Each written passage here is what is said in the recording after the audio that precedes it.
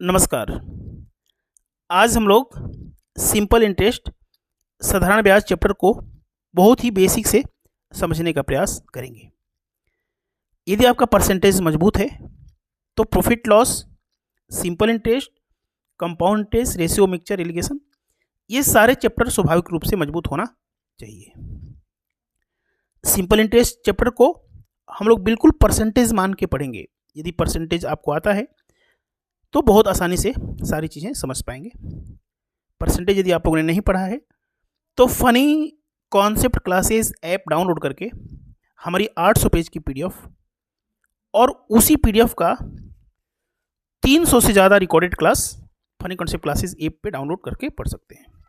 हमारा पढ़ाने समझाने का तरीका पूरे भारत में आपको सबसे अच्छा लगेगा। क्वेश्चन को हम लोग बेसिक फॉर्मूले से भी करते हैं और जो मार्केट में ट्रिक है जिससे कि एक टॉपर स्टूडेंट करते हैं वो तरीका भी आपको बताया जाएगा। आइए शुरू करते हैं। यूट्यूब पे सर्च करेंगे मैथ 2050 तो सबसे ऊपर 143 वीडियो का श्रृंखला मिलेगा। उसमें से 25 क्लास यदि 7 दिन में कर लेते हैं तो आपसे बेहतर मैथमेटिक्स पूरे देश में कोई नहीं पढ़ेगा। मैथमेटिक्स मजबूत हो जाएगा। एक बार ट्रेनिंग क्लास हमारी करके देखिएगा। यदि मैं पूछूं आपसे कि किसी को आपको पैसा देना है उधार, किसी को पैसा उधार देना है 1% के हिसाब से देना है और 1 साल के लिए देना है तो कितना ब्याज मिलेगा? 1% मिलेगा। 2% के हिसाब से 2% 1 साल में ब्याज आप लेते हैं तो 3 साल में कितना ब्याज हो जाएगा? 6%। 4% आप ब्याज लेते हैं 1 साल में तो 9 साल का ब्याज कितना हो जाएगा? 36% हो जाएगा। 1 साल में 10% लेते हैं तो 1.5 साल में कितना हो जाएगा? 15% ब्याज हो जाएगा। 20% 1 साल में आप ब्याज लेते हैं, किसी को पैसा उधार देते हैं तो 9 महीने का ब्याज निकालना है तो क्या करेंगे? 20 इंटू 9 को हम लोग वर्ष में चेंज करने के लिए 12 से भाग दे देंगे तो 20% 9 महीने के लिए हो जाएगा 15%।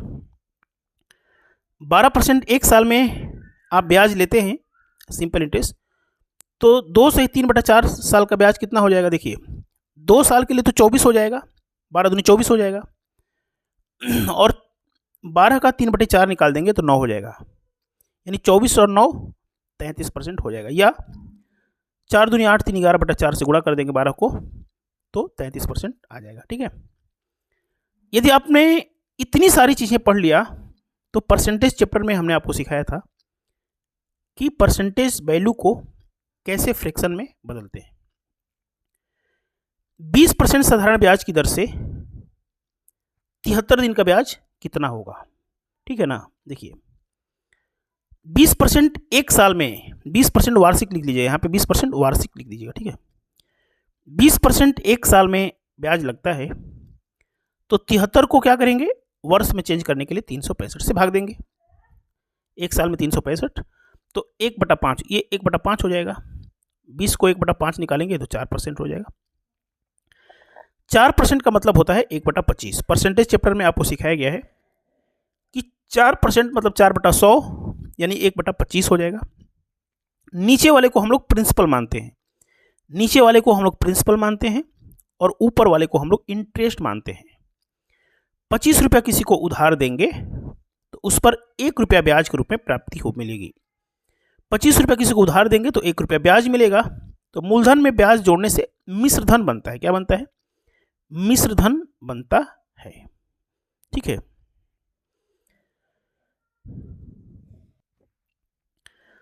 तो 20% का 1/5 निकालेंगे ना तो 4% आपको ब्याज मिलेगा। यही पूछा है कि 1 साल का ब्याज कितना होगा तो 4%। अब हम लोग आगे जो क्वेश्चन करेंगे ना इस रेशियो पे करेंगे। जैसे 4% 1/25 बनाता है, 25 रुपया किसी को उधार देंगे तो 1 रुपया ब्याज, 26 रुपया मिश्र धन हो जाएगा। ठीक है ना। ये बहुत ही बेसिक हमने परसेंटेज निकालना था, हमने 4% निकाल दिया। साधारण ब्याज का फॉर्मूला होता है मूलधन गुणे दर गुणे समय बटा में 100। इस फॉर्मूले से भी हम लोग क्वेश्चन को हल करेंगे। 2% वार्षिक साधारण ब्याज की दर से किसी धनराशि का 5 साल का साधारण ब्याज 132 रुपया है। मूलधन बताएं, मिश्र धन बताएं। देखिए एकदम बेसिक क्वेश्चन है, सबसे पहले यदि आपको ये वाला चीज़ें दिक्कत करती है, यदि परसेंटेज नहीं पढ़ा है तो ये मेथड थोड़ा सा आपको अजीब लगेगा, तो इस मेथड को भी आप लोग सीख सकते हैं, लेकिन परसेंटेज पढ़ेंगे तो ये चैप्टर भी मजबूत हो जाएगा, ये तरीका भी समझ में आ जाएगा। 2% 5 साल, 2% 5 साल, 2% 5 साल का ब्याज कितना होगा? 2 × 5 = 10%। 10% क्या बनाता है? 1/10 बनाता है। यानी 10 रुपये किसी को उधार देंगे तो उस पर 5 साल का 1 रुपया ब्याज मिलेगा।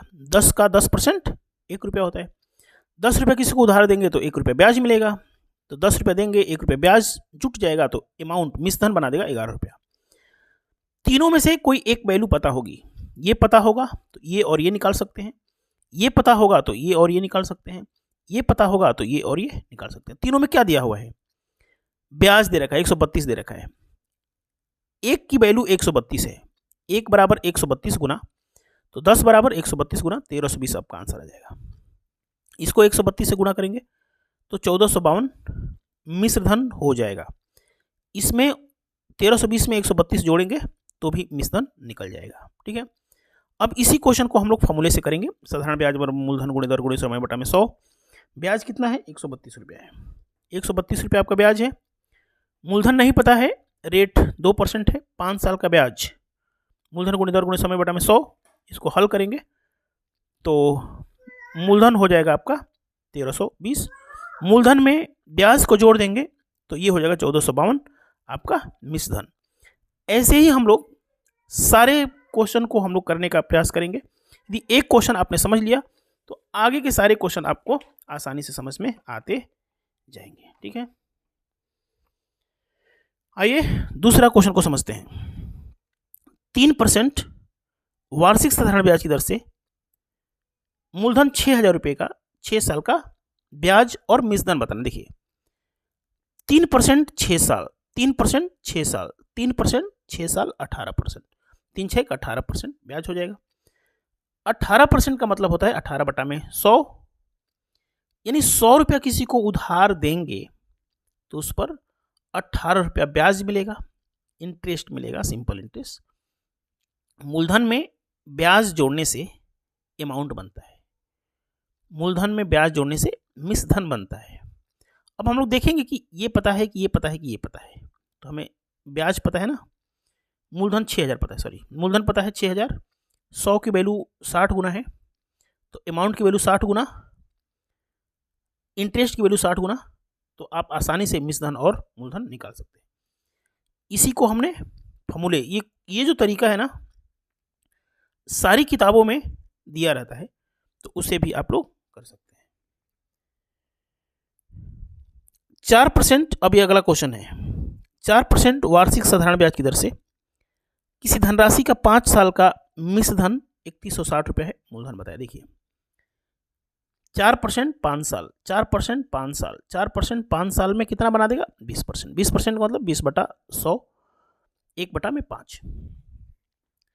मूलधन, ब्याज, मिश्रधन, प्रिंसिपल, इंटरेस्ट और अमाउंट। 5 रुपये किसी को उधार, अच्छा हम लोग परसेंटेज जब पढ़ते हैं ना तो मैं आपको पढ़ना लिखना समझना सिखाता हूँ कि 5 रुपये पर 1 रुपया इंटरेस्ट हो जाएगा, 5 रुपये पर 1 रुपया इंटरेस्ट हो जाएगा तो 6 रुपया अमाउंट हो जाएगा।